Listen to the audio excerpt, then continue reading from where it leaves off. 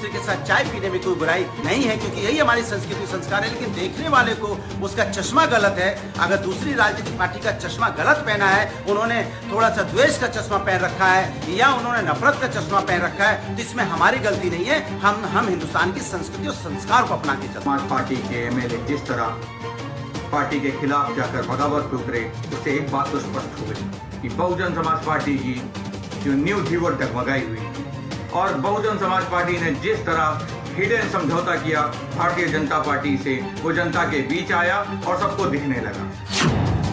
सियासी तोड़फोड़ से किसका नफा किसका नुकसान। जब उत्तर प्रदेश में दलितों का उत्पीड़न होता है तो मायावती जी चुप हो जाती हैं। जब भ्रष्टाचार की बात होती है तो मायावती जी चुप हो जाती हैं। तो ये आज जो चुप्पी तोड़ी है, तो प्रदेश की जनता को जो आप लोगों ने छला और ठगा है, वो बहुजन समाजवादी पार्टी हो या भारतीय जनता पार्टी, आज जनता उपेक्षित महसूस कर रही है आपके कार्यकाल में।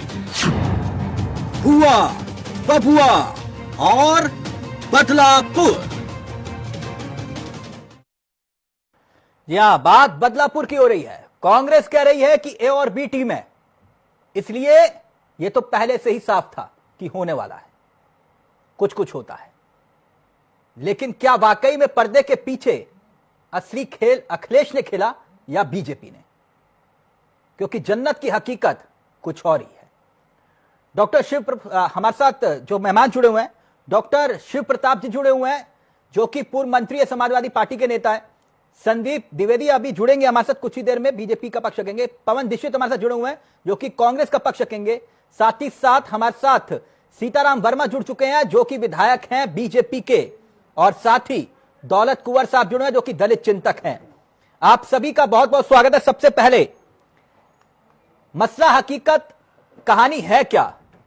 क्योंकि डॉक्टर साहब, आप भी जान रहे हैं कि ये 19 की दोस्ती और 20 की दुश्मनी, इसके पीछे वजह बड़ी है। जिनके साथ 19 में हाथ से हाथ और कदम ताल करके चल रहे थे, आज वो बदला लेने की बात कर रहे हैं। और वर्मा जी भी जानते हैं, विधायक है, क्योंकि मैं आप दोनों से इसलिए गुफ्तगू कर रहा हूं, एक जनप्रतिनिधि होने के नाते आप लोग चुनाव जीतते हैं। राज्यसभा आप जानते हैं कि किस तरह से चुनाव लड़ा जाता है, जीता जाता है, और कौन लड़ता है और किसे जितवाया जाता है। लेकिन मेरी सोच यह है कि लोकसभा और विधानसभा जनप्रतिनिधि वही जो लीड करता हो, जो चुनाव जिताता हो। वर्मा जी भी जानते हैं और आप भी जानते हैं। और राजनीति अवधारणाओं का खेल है, अवधारणा से चलती है। कार्यकर्ता ईमानदार है, लेकिन विधायक ईमानदार निकलेगा इस बात की कोई गारंटी नहीं।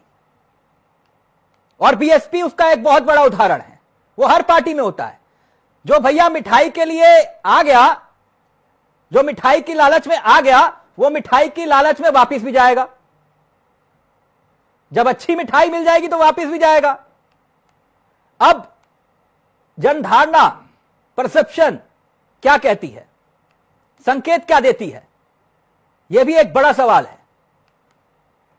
और यकीन मानिए कि राजनीति में जो ये इवेंट हुआ, उसका इफेक्ट सीधे तौर पर पड़ता है, हर छोटे से छोटा बड़ा।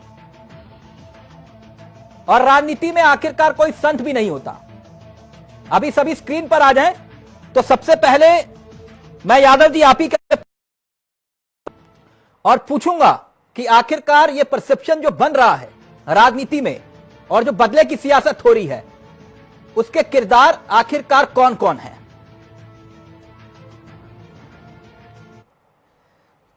तो सबसे पहले यादव जी आप मुझे बताइए, बहन जी कह रही हैं कि वो बदला लेंगी, तैयार है बदले के लिए? देखिए तिलक जी, ऐसा है, ये बहुजन समाज पार्टी का ये अंदरूनी मामला है।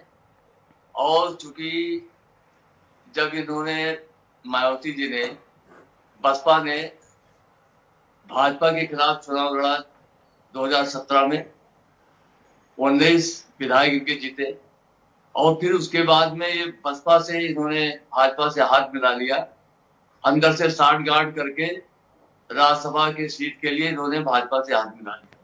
और ये हमेशा, ये देखिए मायावती जी का जो बयान आते हैं या जो इनका मोडस ऑपरेंडी हमेशा भाजपा के सपोर्ट में होता है। चाहे 370 धारा 370 का मामला हो, जब लोकसभा में आए इन्होंने सपोर्ट किया भाजपा का, और सीएए पर भी सपोर्ट किया। और इसके पहले ऐसा तिलक जी, आप बताइए, जो है माननीय काशीराम जी के साथ जो संस्थापक सदस्य थे राज बहादुर जी, जो प्रदेश के पहले प्रदेश अध्यक्ष बने थे बसपा के, वो बहुत पहले छोड़ दिए उसी समय जब मायावती जी का उद्धव हुआ। आर.के. चौधरी जो संस्थापक सदस्य है, जग बहादुर पटेल, राम समुद्र पासी, इंद्रजीत सरोज, ये सारे स्टारवार्ड्स जो बसपा के बड़े बड़े कद्दावर नेता है, क्यों छोड़ के भागे? क्या इसमें समाजवादी पार्टी का हाथ है? क्योंकि जब ये पार्टी अपने सिद्धांत से अलग हो गई, सांप्रदायिक शक्तियों से हाथ मिला लिया मायावती जी ने, तो सारे पार्टी नेता सब छोड़ के चले गए। डॉक्टर साहब, लेकिन आज वो बदला लेने की बात कर रही है आपसे। मैंने कहा कि बदला लेने की बात हो रही है तो तैयार है। 2019 में दोस्ती, आज हो गई दुश्मनी। और समझिए, दोस्त ज्यादा खतरनाक हो जाता है जब दुश्मन बनता है। तैयार है?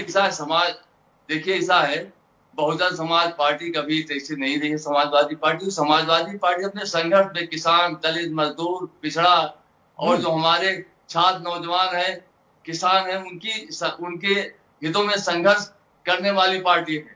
और कोई कुछ कहे, और हमारा रास्ता साफ है और संघर्ष में हम विश्वास करते हैं। और जहां तक सवाल है, देखिए ऐसा है, किससे किससे बदला लेगी?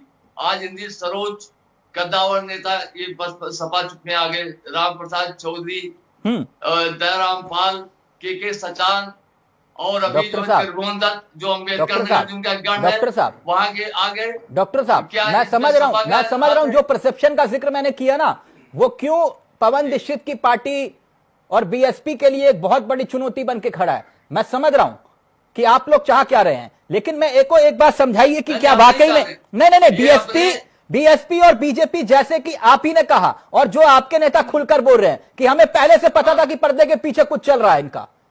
जी तो आप मुझे ये बताइए कि आप ही के मुताबिक अगर ये समीकरण बन गया बीजेपी और बीएसपी, क्या आपके सामने ये चुनौती होगी या नहीं होगी 2022 के हिसाब से? पार्टी, देखिए समाजवादी पार्टी विकास में विश्वास करती है, सामुदायिक सौहार्द में विश्वास करती है, किसान, मजदूर, गरीब।